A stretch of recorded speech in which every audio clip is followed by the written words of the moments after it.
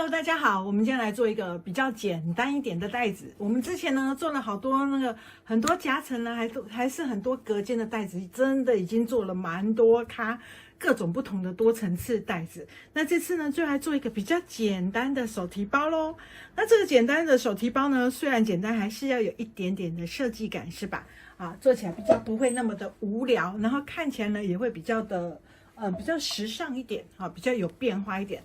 那你就看这种选的布料呢，是日本棉麻的这个花生布料，那就是意喻着今年的好事会发生，好代志会发生啦，是不是就觉得感觉看了心情就很好，在我们新的一年呢就可以一直发生好运。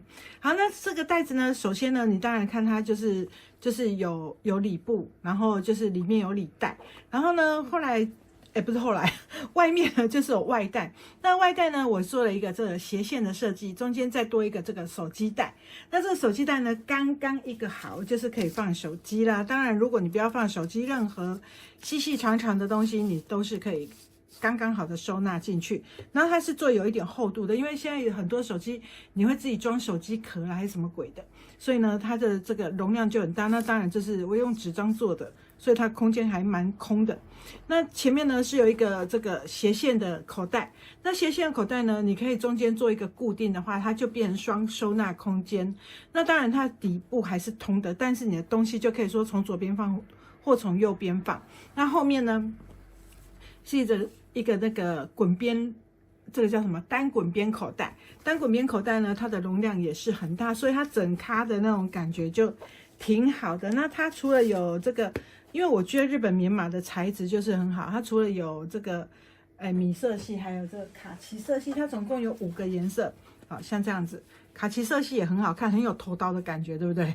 还挺可爱的。然后前面就是用磁扣扣起来。那如果你是不想要那个什么，不想要不想要前面呢是分成两边，你也可以像这样子，就是中间不要固定。那这一咖是紫色，中间不要固定呢，你就可以整层打开，你就可以放比较大一点的东西就是看你喜欢怎样的选择。如果你要呢，你就多车一道，不要的你就不要车。那里面呢，刚刚忘记讲里面里面是有4个口袋就像这样子4个那个里袋，就东西，所以因为这个袋型很简单，所以呢，虽然我嘴巴说不要做多隔间，但是呢，不要说做多层次，但是我觉得东西分门别类放，真的对我来说是我比较喜欢的一个收纳方式啊。所以呢，我还是做了4个口袋。好，那所以这咖包包虽然它很简单，但是1、2、3、4、5、6本身6，然后7，然后8个口袋，所以虽然简单呢，它的收纳功能还是很强的。然后呢，它还有黑色，那黑色呢配的就是这个土豆本色，就是花生本色，偷刀，就是花生本色。所以呢，像这个包包，它容量我刚刚说了，前面是可以收纳手机，然后呢，两边你就可以收纳，比如说像我自己就是一定会带这种随身包，你就可以两边分开收纳，像这样子两边分开收纳。那你的长夹呢，当然就是很轻易就可以放进去，那你甚至放横的也没有问题，就是长夹。然后呢，旁边你还可以像我的卡片，我的这种卡片呢，我都是用这种卡夹去装的。那钥匙呢，就可以放这一头。然后我随身一定会带笔，我就是很爱带笔的一个人，因为随时有时候你突然要写什么东西，你就可以用。那还有我的那个之前做的这种小包包，我都可以随身一个段落一个段落去放。那这里还有空间我说可以放钥匙，或者是其他的杂物比如说有时候你就会收到一些什么收据还是什么东西的，你就可以放在其中一个袋子。那你还有后面的这个空间呢，你有什么其他东西也可以收这里。然后它就是非常的扎实就是很简洁，然后又很好看。所以呢，我们今天就来做这个袋子啦，是不是还不错？好，来黑色然后紫色，然后卡其色，然后米色都是一样，像这样子有搭配颜色的。那我们今天要来做的呢，就是这个蓝绿色。首先呢，一样先把其他的部分的东西都先把它做好。那我们这个前面呢，那个手机带的那个地方会有一个磁扣，好，所以我就先把一边的磁扣先装上去。那另外这边的磁扣呢，就装给你们看。这表布里布呢，这是带盖。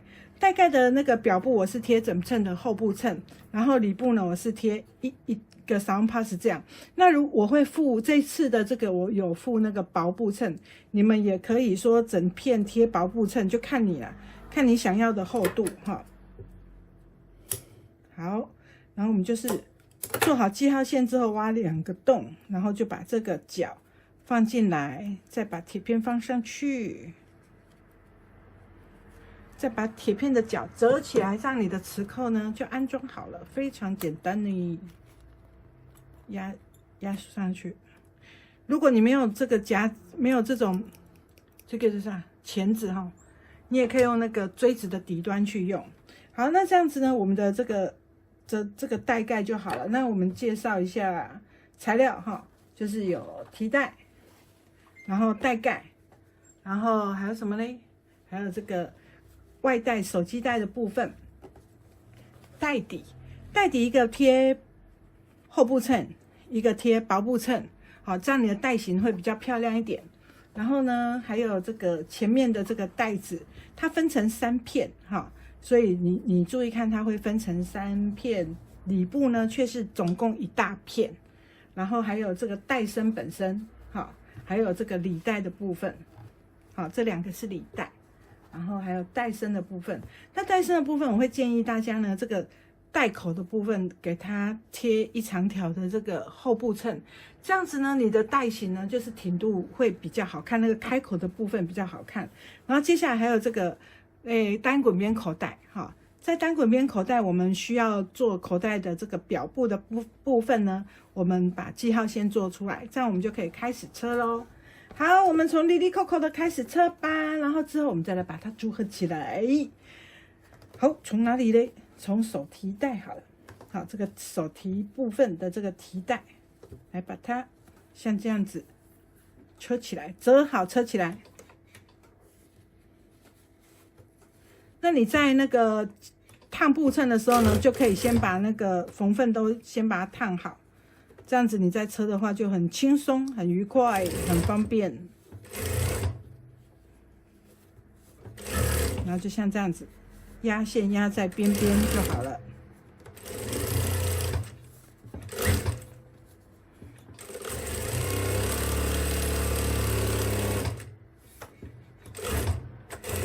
好，那有2条提带哈，做法都是一样的。接下来是带盖的部分。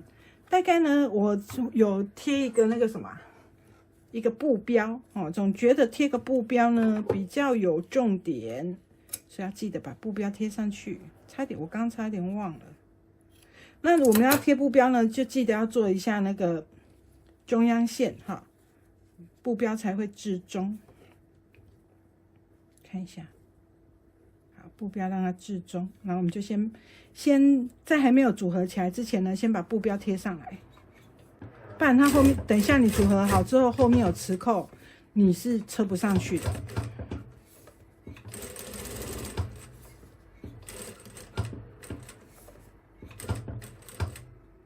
好，然后车完之后呢，我们就把它表正相对，好。这个就叫正相对，两边都是正面啊，正相对之后把它车起来，车边缘。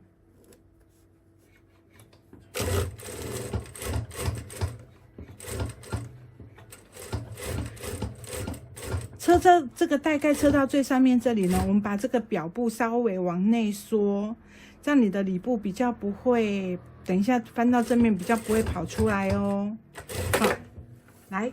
接下来锯齿剪刀出洞，我们把这个什么边缘的这个缝份减少一点，让它翻到正面的时候呢不会卡住。好，这个角度呢就不会变得就不会变棱棱角角的，它的圆弧会比较漂亮。好，那如果你觉得这个弧度不够漂亮，就帮它搓一下，然后帮它揉一揉，它就会乖乖的就定位。好，那如果你觉得说，哎，这样还是很麻烦，很不好用，那你就去熨烫一下，好，让它乖乖的，好，在它原有的应该有的位置。然后我们就从正面再给它压线。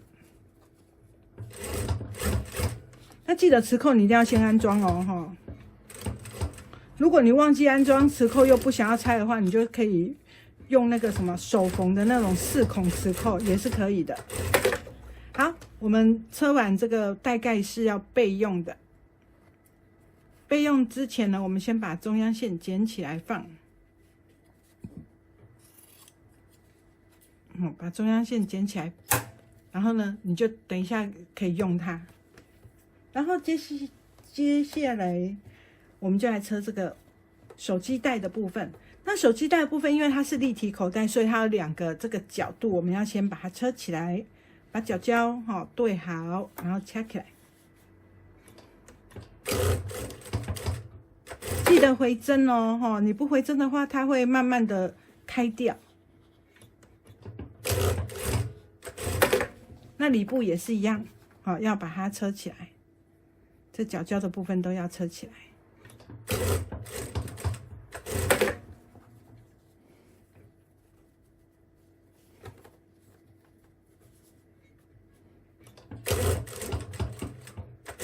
好，车完之后呢，我们的正相对，正相对就是我们有车缝份的，这就是背面，另外一边就是正面，然后我们把它正相对。上方车起来就好哦，上面的部分车起来就好。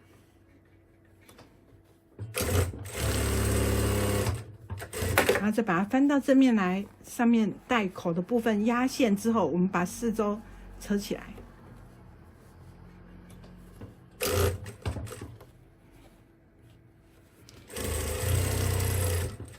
然后就把四面好，另外这3面呢，也都把它车好。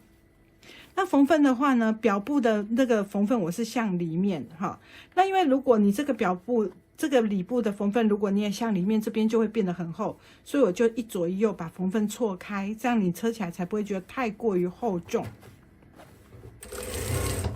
好，缝份一左一右错开，就像这样子。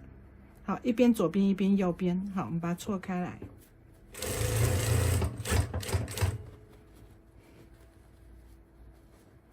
这边也是一左一右错开来，然后我们就把另外这3边把它车起来。这颗带子相对于之前的我们那个做很多层次的感觉上啊是简单很多，但是功能呢却没有说比较差哦，所以这种就是小品啊，就是平常手做就很舒压的时候，你就可以做这一颗。那它角度做起来就像这样子，它就有一个立体的这个空间，这样你的容量就大很多。接下来呢，我们刚刚不是说前面是3片吗？像它是长得像这样子，左右，然后中间，我们这片呢就要跟中间做结合，好，把中间放着，然后呢开始车它。那你要车的时候，你可以像这样跟我一样先对好下方对好之后，再从右手边把它压住，右手压住，然后看上面是剩多少，你就可以开始车。这样的话呢，你也不用量得很辛苦，而且可以很快速又很正确的把它车好，好，像这样子。然后我们就把它固定到中间的这一片来，然后呢，把针朝下之后，我们来转个弯，之后来继续车这一头，下方这一头。那你在车的时候，你不要弯过来，你要先把这一块布呢整个拉平，这样你会比较好车一点，尤其你车到这个角胶的时候，你把它先拉过来，拉到这里的时候，让它的针朝下，好，一个不朝下呢，好，朝下之后呢，再来转弯，这样你会比较好车一点，像这样子。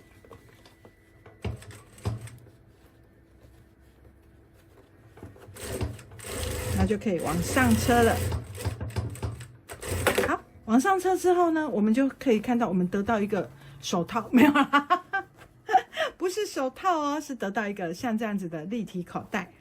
它的空间你去看，它的那个容量就还蛮大的。这时候呢，我们就把我们的左右护法呢，左右两边呢，把它车起来。把它车起来。那你在车的时候，这里就把它压扁就好了，没什么大事哈，就把它压扁。你不要想那边是立体的不能车哦，可以车的哈，你就给它压扁就好了。然后再从正面呢压线，翻开来从正面再压线。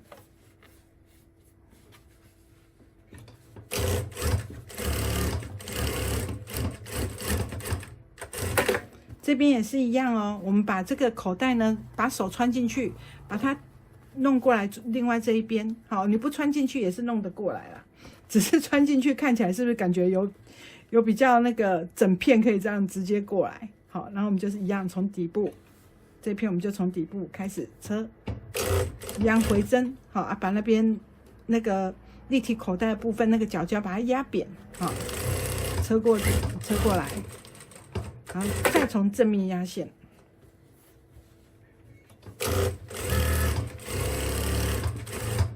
好，车完这里之后呢，我们就来把里部呢跟它一鼓作气，把前面的这个口袋呢做起来。好，一鼓作气把它车起来。好，这时候你可以把强力夹拿出来用了，好不容易出厂的强力夹终于出来了。好，因为我自己在车呢不太常用这些无为不为，所以有时候看到就觉得它好不容易就出厂了，然后呢，我们就顺着这个边边的开始车。其实我会建议大家哦，车的时候你不一定要车在这个线上，你可以车上面一点点。等一下你翻到正面的时候会比较好翻哈。你可以车上面一点点，比如说0.1哈，将近0.1这样子哈，把它车起来。然后到这个角，我们这个角把它针压住之后再来旋转它。那旋转它的时候，你记不记得我们刚刚是应该没有那么容易忘记吧？我们刚车了一个口袋在这，所以呢，它的压角有可能呢，因为这样子会有点滑落。一，你可以换高低压角，上次介绍过的。二，你就可以把这个口袋呢稍微往下翻一点，好像这样往内把它推进去一点，这样你就比较不会说不好车，或是去换高低压角。烧虾，然后呢，我们就可以直接车过来。好，有些人他车一边高一边低的时候，他就很容易滑坡，导致于说你的车线不会直。好，这时候你可以一换压角，二把它那个存在的东西往内推。好，那当然是说往内推的话，你就是要注意一下这样子，然后慢慢车就可以 OK 了。好，我们上面这个形状哈，就车完了。车完了之后呢，我们当然就是要剪牙口了。你不剪牙口是翻不到正面去的。好，就把它翻到正面。翻到正面，你就可以得到我刚刚说的是这个形状。好，那我们就从正面再给它压0.1，正面压线0.1，里部往下拉一点。好，你可以把这个翻开来，里部往左拉一下，它就会跑进去了。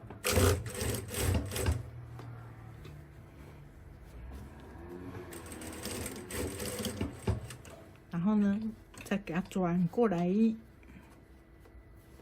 好，你就把它稍微翻开一下，好，你就会比较好车一点。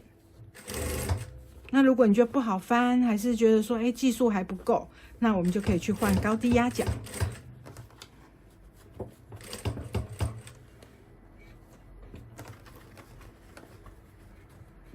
然后就继续车。袋口车完了之后，我们就顺便把四周给车起来。好，先摔啦。因为车起来之后，你比较等一下要跟那个表布一起车呢，你会好车一些。好，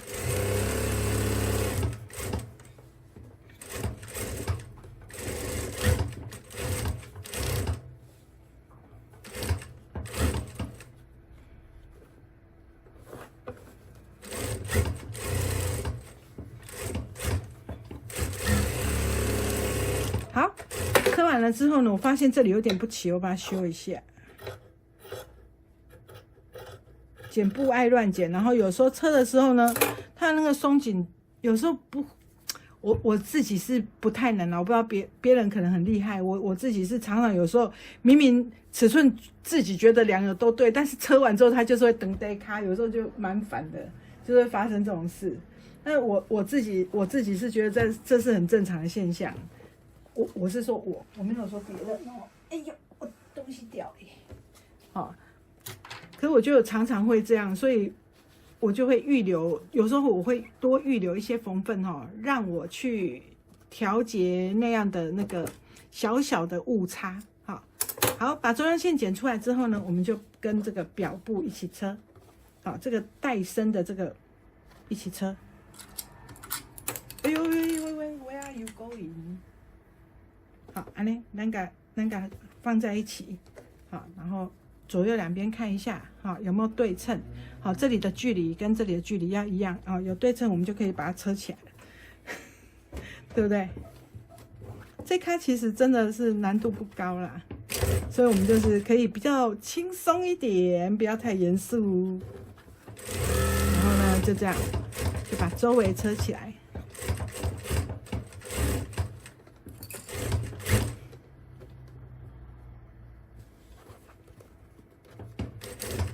那如果你在车的时候啊，你会很怕自己车到手，赶快锥子拿出来，赶快，我锥子嘞。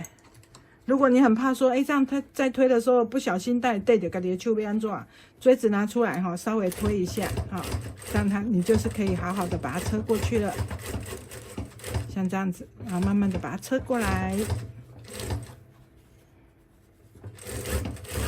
耶，是不是觉得很快乐？一下子我们的钱袋就完成了。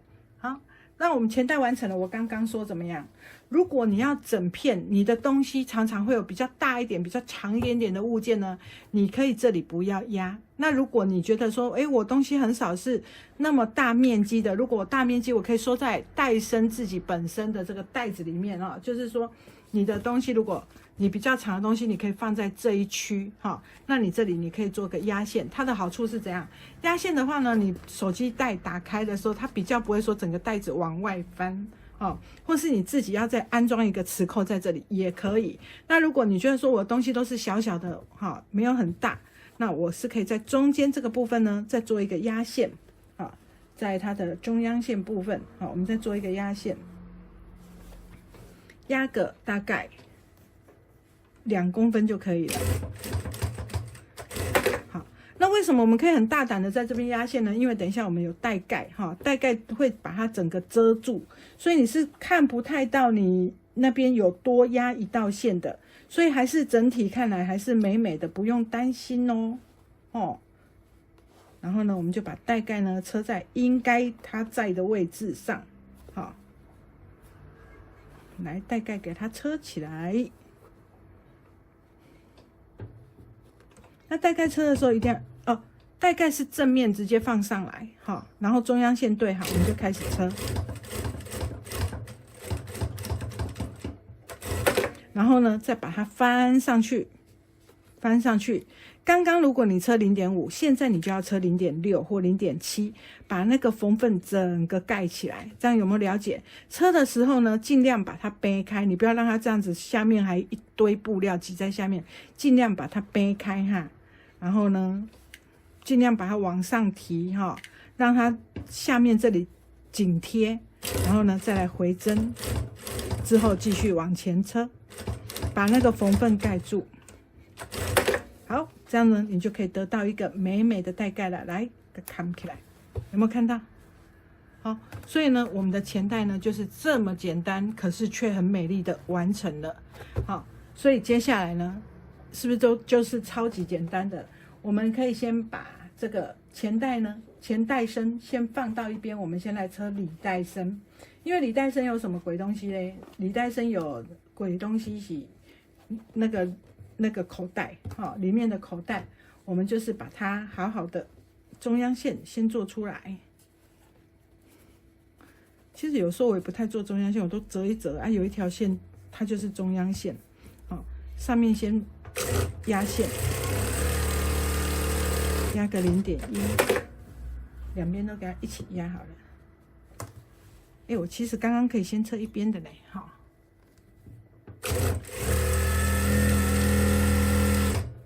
那如果你那个里袋啊，你想要一个有分隔，一个没分隔，当然也可以咯。这个是没有规定的就是说，我以前就说过了，政府没有规定你要做几个口袋在里面，所以你可以依照你自己的喜欢哈，他也没有规定说你一定要做大的、小的、中的、立体的、扁的，他都完全没有规定你，等于是说你自己高兴怎样就怎样哈。所以手作是一个很自由的一个创作哈，我们就不用担心说那个做的是不，只要符合我们自己所求就是最好的。来，那我们就这样子把它车起来，这样我们就可以得到2个口袋了。安利前面就简单。接下来呢，另外一边也是一样的做法哦。好，一模模一样样，我们就是把它车起来。那我的那个礼袋呢，也是贴的是薄布衬。这样才不会整咖袋子太过于厚重。那我们就是像这样子，我都这样看着一条线我就车了，我也没再画线说实在，这样子就 OK， 我们就继续车这个礼袋。那继续把它回针转过来，然后呢，中间车上来，它就可以分隔。那你说我一定要中间分隔吗？我可以分3边啊，当然是随你啊，对不对？就是我刚刚说的，完全政府就没有规定你要做几格哦。你看今天你要这一段给它分成18格哦，也没有人会说你怎样，对不对？18格你可以放18色圆珠笔哦，也是不错，对不对？所以就是随你自己的喜欢，最主要是你要看你自己的需求是什么。然后呢，我们把礼袋这个车好了之后，我们就顺便来把这个厚度接起来。好，厚度来给它接起来咯。厚度接起来的时候，我们就从侧边，好，一边开始车，往下车，车到有弧度的地方，记得要怎样剪牙口。哎呀呀，一直给它剪下去。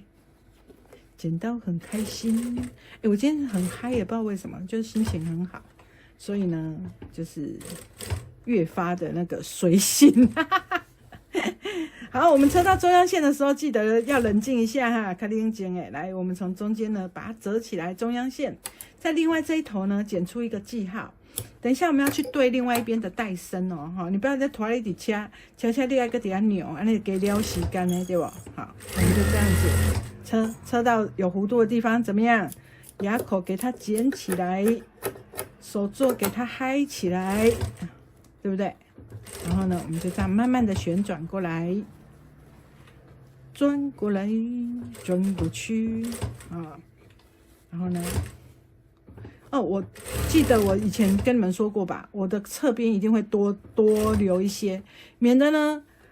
有时候真的很倒霉，差了0.5公分，你就是这边车不起来，还要全拆对我来说，我就觉得那很苦恼。我宁愿布料多那2-3公分预留我就不用这边小心翼翼的车到我心中就要定起说，哎呦，我到底那个缝份够不够？就没有这种困扰。好，接下来我们另外一边车的时候要记得干嘛？要记得留反口春天都没注意，只要记得留反口就好。好，中央线给它夹起来，然后就开始车了。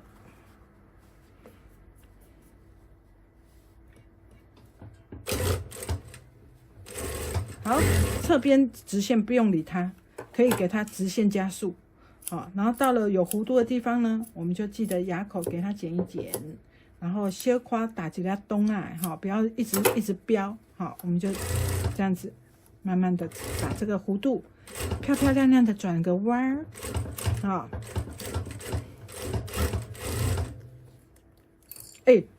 我差点忘记留反口了，才在讲而已。喝点嘎仔，幸好我有想到，因为已经车有点过来了，所以我这边就留少一点好了。人生就是让你万万想不到，一说要注意，马上没注意，对不对？这就是人啊。好，我们就弧度给它转过来。那你转弧度的时候，记得从这边再对过来哈。这样你会比较好车一点。等下车到这边比较不会不够布，不会不够布。你看这噗噗噗，这讲话如果不标准一点，80%一直喷口水，我觉得。来，这样子，慢慢车上来，这样呢，我们的里布就完成了。好，下面就留一个反口。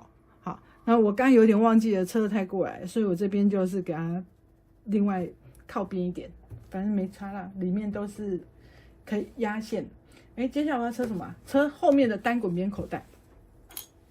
好，单滚边口袋呢，我们以前曾经有单独教学过。如果你想要那种速度很慢的这种教学，就是那个手把手我还是会慢慢教啦，但我还是会教，还是每一个步骤不会放过。但是如果你要那种超级无敌短的超级无敌仔细的，然后各个步骤都讲得很慢的，你可以去搜寻一下单滚边口袋的这个单独的教学。那这个我们因为在提袋里面也是就是其中的一部分，我就讲快一点。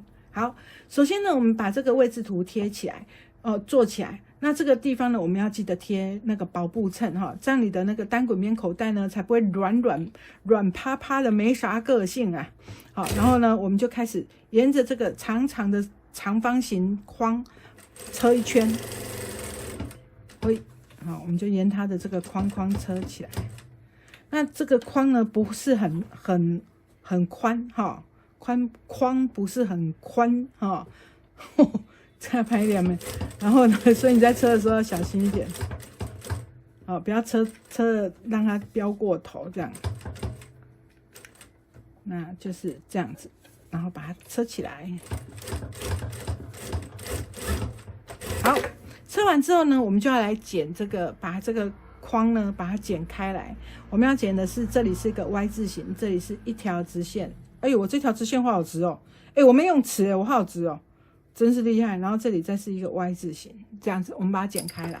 好，所以呢，我们就先这样子把它折起来，之后从中间先挖一个洞，然后呢，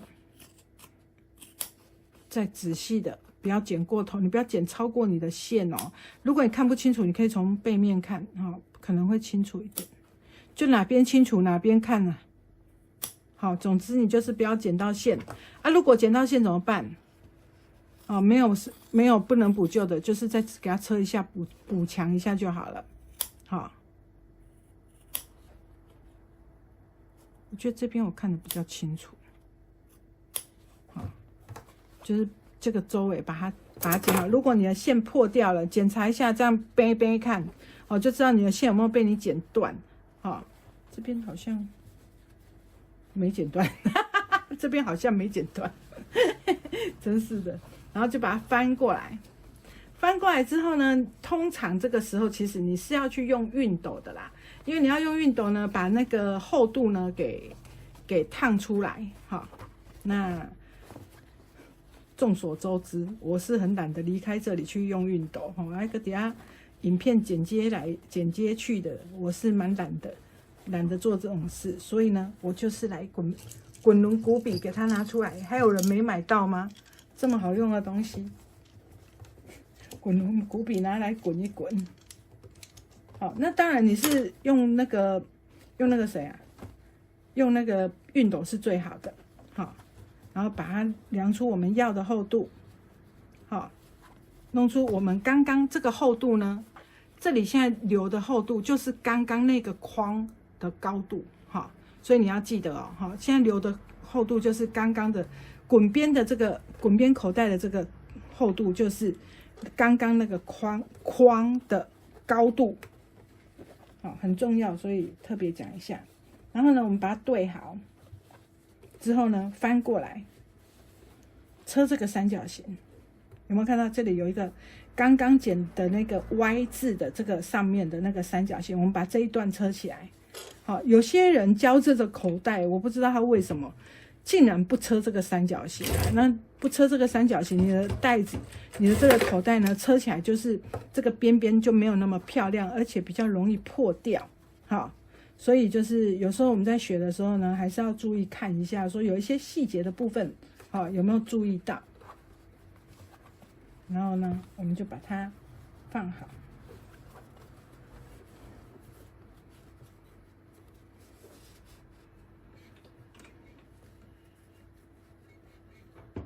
再把这个三角形给车起来。好，车完之后呢，我们就来把下面的这个厚度呢，把它车起来。趁后面的那个带身，后面的那个口袋部还没有车起来的时候，这里就要先做压线。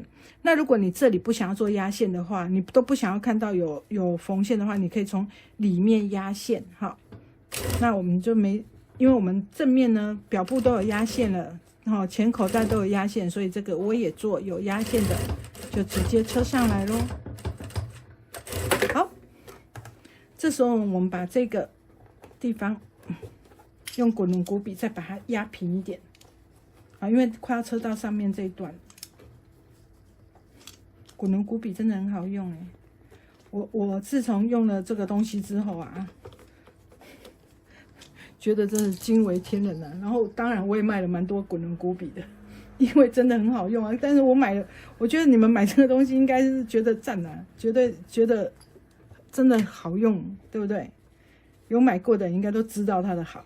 好，这时候呢，我们把这个那个带布另外那一片放到它的下面去，好，然后就这样把它车这3边，好，你不要车4边嘞，你卖挠啊哦，你车4边的话，你的口袋就直接被你车住，哦，你只能车这3边，这样你不要连这边都车了，鸡婆的要命，好，千万要冷静，不要乱车，好不好？然后呢，我们就把上面车起来。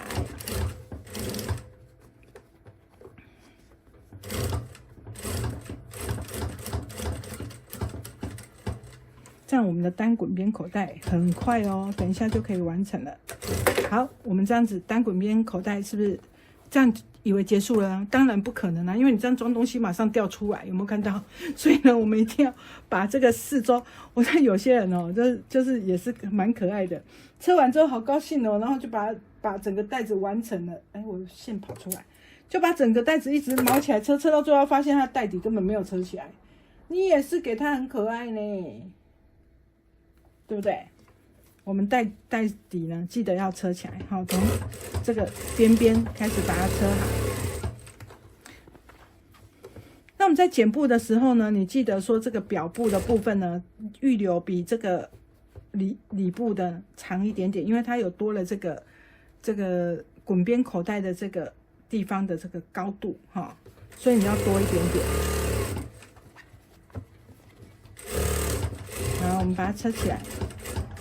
车完之后呢，我们就要来车这个袋口，先把它固定起来。固定起来的时候，我们顺便把刚刚的提袋呢，也顺便把它固定起来。这时候我要拿出我的最漂亮的卷尺，你有没有看到这个卷尺超级美的，是德国卷尺。我前阵子在我们的粉丝团呢有 po， 我自己是留了这颗黑白的，我还有留别颗的，不要告诉你我留几颗，因为真的自己都不好意思，就是一直觉得太美了就收藏。那这个卷尺呢是德国制的，然后上面有写哦。然后呢，这个印花图案呢是那个公司货，是代理商，我专程请代理商特别帮我订的，因为这个牌子呢，在那个博客来啊、诚品这种比较大型的这种比较文青风的这种商店都有贩售啊。然后他们都是卖素面的，那我这个人你知道，就是摇滴滴，就是想要比较不一样的，所以呢，我就挑了那个几个系列哈。然后呢，就是用了这个卷尺，一边是公分，一边是英寸，好，然后它的那个记号线呢，上下都有，所以非常的好量哈。那我们就是把它拿出来用哈，开开心心的。而且你看哦，它这样打开，它不会说一下子又缩进去，因为有时候它弹性没有很好的话，它会这边被揪，这个都不会。然后它的尺寸呢，非常的精准。那材质呢是那个牛皮纤维，所以它的韧度相当好，然后弹性也很好。它韧度好，但是它蛮柔软的。你看，它可以这样子很柔软，但是呢，它柔软，所以它快速收的时候不会弹到你，让你觉得很痛哦。然后他们的这个前面的这个铁片，还有他们公司的 logo， 非常非常的精致，超爱的。如果有喜欢的人，可以去我们的官网看，我帮他辟了一个专区，就自己超爱。然后呢，我们记号做完之后呢，我们就把这个提袋呢放上来，然后就袋口一起把它车起来固定。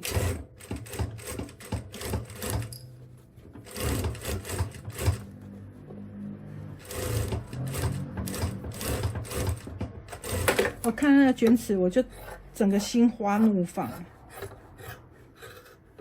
因为真的很美，而且印刷的非常精致，赞，喝回。然后这个东西也是一样，来，再把卷尺拿出来，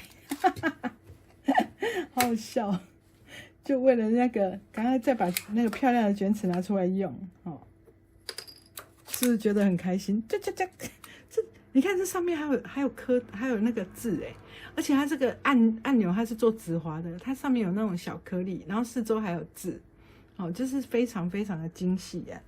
所以就你光是看那种质感很好的东西啊，我跟你讲，你手做的心情本来都已经够好了，就是只是让你会更好哦，对不对？就滑滑嘿嘿。来这边也是一样哦，把它固定，先把提带固定起来。好，我们带身两边的这个前带身、后带身都车好了之后呢，我们就一样要来车侧边。好，那侧边就跟刚刚里布一模一样啦。直线的时候就给它毛起来车，快要到弧度的时候就要剪牙口。这就真的是话不用多说，赶快行动就对了那种感觉。然后呢，弧度小心，好，那个弧度车美一点，不要让它 key。然后车到这里的时候呢，你记不记得我们刚刚的这个立体口袋要怎么样？把它往上推，好，把它往上推，然后我们就可以车过来。车到中央线的时候要记得怎么样？我们要剪另外一边的牙口，跟里部都一模一样，哈。然后呢，我们就可以继续直线车。那当然了，他就觉得有点厚度差，你要换高低压脚的人也是可以的哦，哈。如果你有买的话，就给它拿起来用。好，这样子车过来，慢慢的车过来。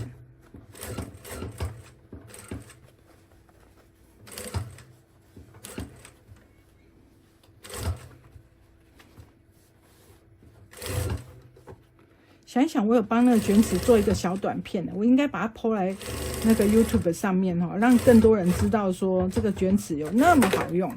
对我来说啦，就真的还蛮不错的。好，多余的缝缝剪掉。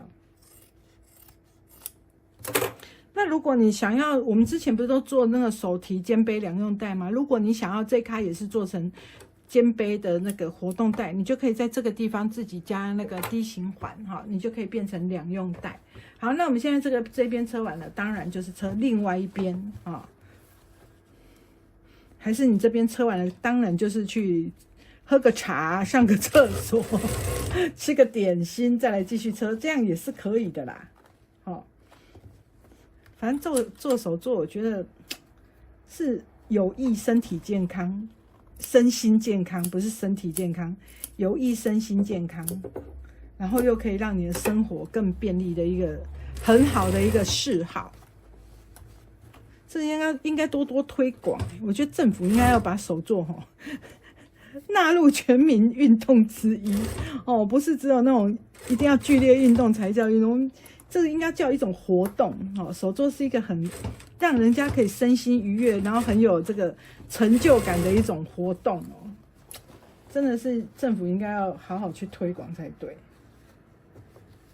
而且创作本身就是非常非常的吸引人，哦，如果不是说完全是自己自创，你只是手做，从没有到有的这个过程呢，也是很令人开心的一件事，对不对？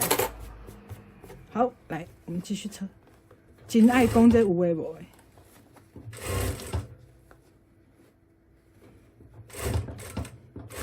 就整天都在这边。有时候还很常不务正業，像前几天有那个人家来采访那个有关于西门商场的人事物，我就帮忙带他们带他们去走、去逛、去介绍，带他们去采访别人这样子。有时候人生啊，就是可以做一些不一样的事，也是挺好的啦。好，把它翻在正面。如果大家对我们西门商场呢有什么兴趣的话，可以先去看一下我之前 PO 的影片。我之前 PO 的影片有一个西门商场的这个影片是我特地拍的，集合我们商场里面的人，然后去也是有做一些简单的采访，大家可以看一下。好，我们的那个基本带子呢，带型已经出来了，现在就剩下少数几个步骤，我们就可以结束喽，是不是很快？这卡带子真的是又好看，然后又实用，然后做起来又不会说给你很大的压力哦。说哎，掐起来等一下掐个皮婆穿，感觉车完都觉得快要去了半条命那种感觉哦，这个都不会，就让你很轻松的可以完成它。好，我们来把它快速的车起来。好，那我们在车的时候呢，我们的缝份记不记得？我刚刚说，如果你的缝份都倒向同一边，会太厚，所以我通常都会交错，好，交错一下再车。通常我是把表布的缝份呢倒向侧边，好，表布的缝份倒向侧边，像这样子。那里布的缝份呢，就可以倒向另外一边。那你要相反的话，它也是不会说差别很大啦，就是把它好好的车起来。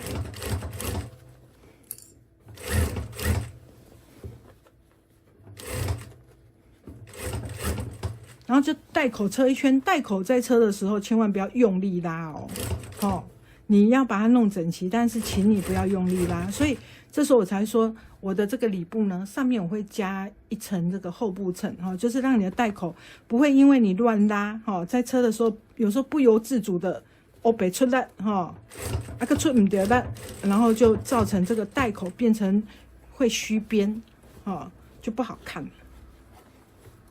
话说啊，我今天陪我女儿去林百货逛了一下，你们真的会自己手做的人赚很多钱呢。你们不用去买可以自己做。那有时候一卡带走好几千块，也没有什么特别的花样，就蛮贵的。所以我们学会手做的话，我们就可以把那些钱省起来啊，然后还可以得到是我们自己想要的隔间、想要的图案、想要的那个功能跟外形，是不是挺好的？所以这真的是学一下，有没白嗨啦。好，我们把带口车完之后呢，我们就从这个刚刚的那个翻口把它翻到正面来。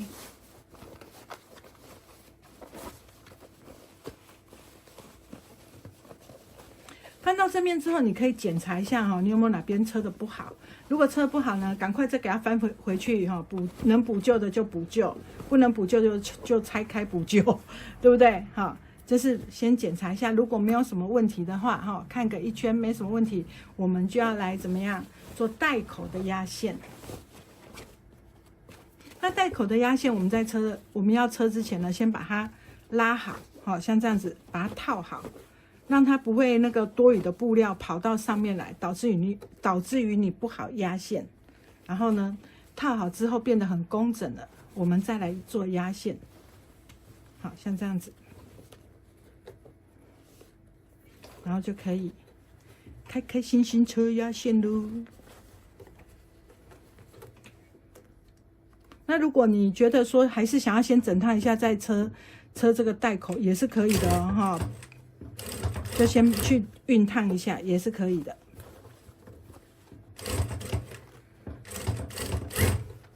然后我们就慢慢的给它车过来。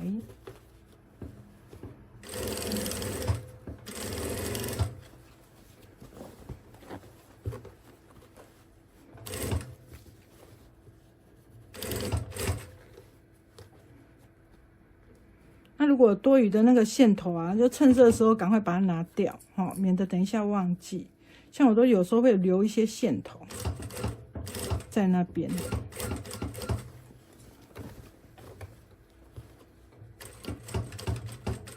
车道比较厚的地方啊，你的侦车可以速度慢一点，不要硬是很快的这样咻咻一直过去，因为它厚度有时候那个压脚会比较没有压的那么的紧贴的话，你容易那个车线容易歪。那在带口的部分就是大家最注意的地方最容易看到的地方，如果你压歪了的话就很明显所以我们这个地方我们就慢慢车就好了。所以其他的地方呢还可以吼给这样给它乱车一通。好，那我们袋口呢就认真一点哈，慢慢的车就好了。好，你车快也没有说特别有奖品，还是可以打破世界纪录啊，所以就算了，也不用车太快。好，我们就这样慢慢的给它车过来就好了。然后车完袋口之后，记得怎么样？下面的这个反口呢，我们也是要把它车起来。如果你不车的人呢，就把它缝起来。总而言之，你就是想办法把它合起来，不要用订书机订哦。我之前听说啊，有那个人不会改衣服，就裤子太长，而且他又不会车，他竟然用那个订书机然后直接把扣卡顶起来，然后他插掉自己的卡，那个针就扎到自己的脚，那好，感觉是不是很蛮笨的，对不对？所以呢，学一点点缝纫真的是不管男女老幼啊，我觉得都是蛮好的。至少他就是家里有一些什么东西，你就可以马上把它完成。我们做好了耶，开心开心。好，来把这个边边呢，这个角胶，手伸进去里面，然后帮它凸出来。凸出来什么？帮它戳出来啊！凸出来，人家台湾国语体系。然后呢，不是台湾国语，是台湾加国语，台语加国语啊。然后呢，正面也是一样，把这个角胶呢，把它整理好把它戳出来。好了，美美的袋子，你看，超好看的袋子完成了。你看，我也没有特别去熨烫，对不对？我整场都在这里，我都没有去熨烫。它的袋型就非常非常的笔挺，好看，有没有？好，就这个地方你要去烫一下，因为它现在会被它有点拉下来。好，你去烫一下之后，你去烫一下之后，它就会好一点，它就不会这样被它翻上来，对不对？然后呢，袋子本身它的容量相当大。好，我们把镜头往那个瞧一下好了。好，把镜头往外推一下之后呢，我们就可以看到这个袋子，都还没有去熨烫呢，它就是这么的亭亭玉立啊，然后简直是玉树临风啊，真是乱用成语。你看，然后里面就有4个这个口袋，非常非常的方便好用哦。然后前面还有一个手机袋，就是不管你要不要放手机，反正它有一个长长的袋子可以让你使用。然后里面还有一个大袋，下面是共通的一个大袋。那如果你会放比较宽一点的东西，你可以选择说这一段不要车，这就看你个人。要不然你可以另外自己这样放东西，或是说放进去的时候这样弯一下，可能你别选弯结，你还是可以放很大的一个物品。然后呢，里面的后面，里面讲过了，后面还有一个单滚边口袋。也是可以给你收纳比较随身。如果你出去玩的话，就是比较重要的一些东西都可以放里面。那刚刚我说的，长夹放进去，轻轻松松没问题。然后呢，4个口袋，爱放什么就放什么，对不对？就是怕你没东西放，不怕你放不进去，几乎就是这种感觉。然后前面的这个手机袋呢，就是打开之后就可以轻松放进去，盖起来，保密性相当好，就是不怕东西突然少一样，因为每个东西它都有它的位置，你就不用你检查东西的时候就可以看看，我哪一个缺口少了东西，哪一个口袋少东西，你就少拿了什么东西这样子。那如果你要用那个做成那个肩背两用，你也可以在侧边自己加低型环。所以像这样一个这么简单又漂亮，然后完成度很高的袋子呢，它有蓝绿色，然后有黑色，然后有那个胚芽米色，然后卡其色，还有这个被我压在一起，压到有点歪掉，回来，然后呢还有紫色。好，那这个图案呢，就是花生，好事会发，好事会花生啊！是不是觉得很赞？所以呢，很可爱，然后又很实用的袋子，我就很推荐大家做。而且这种逛街购物的话，你一看就是容量这么大，我觉得还蛮足够，然后很轻便好用的一个包包。所以呢，希望大家会喜欢，然后大家一起动手做起来，看你选一个你喜欢的颜色。大家一起来做包包吧。好啦，新的一年祝大家天天好运，好运发生，拜拜。